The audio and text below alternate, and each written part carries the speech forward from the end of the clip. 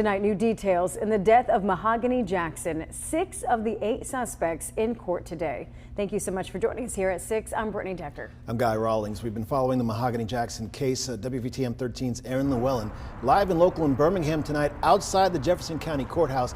A lot of the details too gruesome to talk about, Aaron.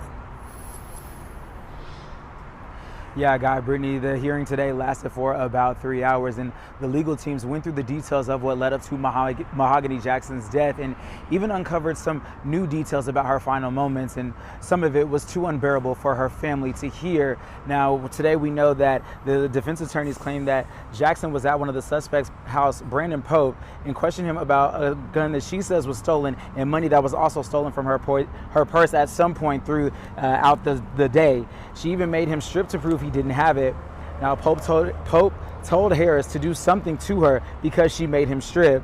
Now, the detectives working the case say Jackson was assaulted multiple times throughout the time she was being held against her will.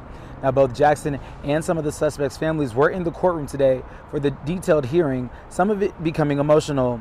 Now, District Attorney Danny Carr says her family might be disappointed some of the charges were reduced or thrown out, but they're one step closer to justice. They understand the circumstances, but they also appreciate what we have in front of us, and they understand that this is a marathon and not a sprint. There's still a lot of work ahead of us, and we'll be there with them every step of the way and make sure that there's accountability.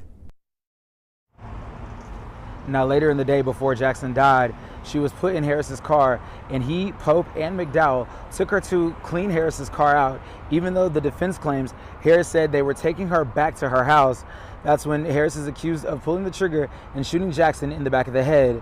Now, District Attorney Danny Carr calls this one of the most gruesome murders he's ever seen. Since I've been in this office, I've had some, yes. Some of y'all may be, I was young too at the time, but the Thanksgiving homicide at the Airport Inn Hotel, where 3 people were brutally murdered in the Airport Inn Hotel on Thanksgiving morning. I actually handled that case and tried it myself. That was a very brutal case. This one, unlike that one, the brutality kind of played itself out in real time because it's video. There's a video involved. Now, this case is still being investigated, so new details could emerge in the coming days. And the things that are still being investigated are rape kits and ballistic results. Now, the 2 other suspects in this case are expected to be back in court for the same hearing on Monday. For now, we're live in Birmingham. Aaron Llewellyn, WVTM 13.